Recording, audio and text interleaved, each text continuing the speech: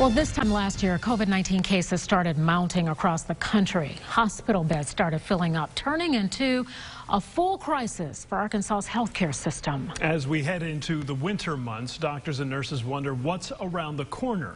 Fox 16's Mitch McCoy goes into UAMS looking at two shifts, the nurses and COVID. It's Tuesday, 9 a.m. My name's Brandon. I'll be your nurse today. There's a COVID-positive patient fighting to survive. Brandon Haley is just one of the nurses on the front lines at UAMS in a war against the coronavirus. It's something that we walked into the profession seeing. He's only been on the job for a year.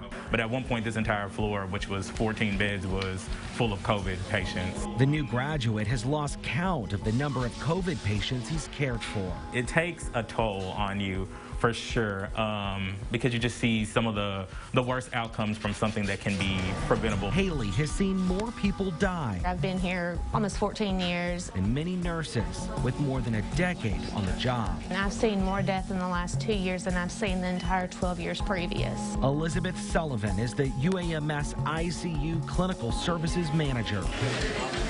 On this shift, just hours before, the intensive care unit lost a COVID patient and is preparing to admit its next positive patient at any moment. They have increased oxygenation needs, so they may need BiPAP, they may need high flow for more than we can do safely on our medical surgical floor. UAMS has 10 coronavirus patients now, significantly lower than the 78 it had several months ago, but it is a revolving door, with patients coming in, but no one knows how the patient will leave. It is emotionally draining. It is devastating to try your absolute hardest and still have bad outcomes. Upstairs, on the hospital's 8th floor, a surgery recovery unit. I think that represents a sign of hope.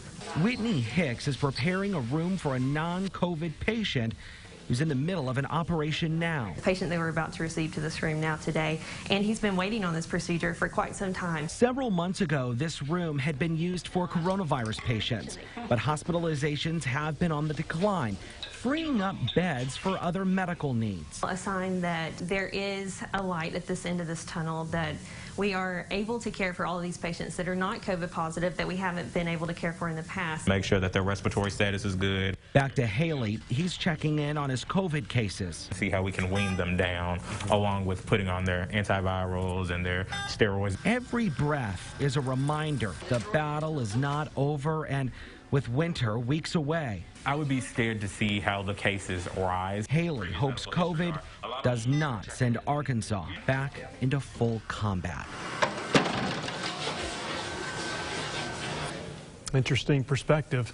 UAMS, like hospitals across Arkansas, have had difficulty with staffing. They've launched a new hiring starting bonus. There's a hotline available for staff to call if they need someone to talk with about.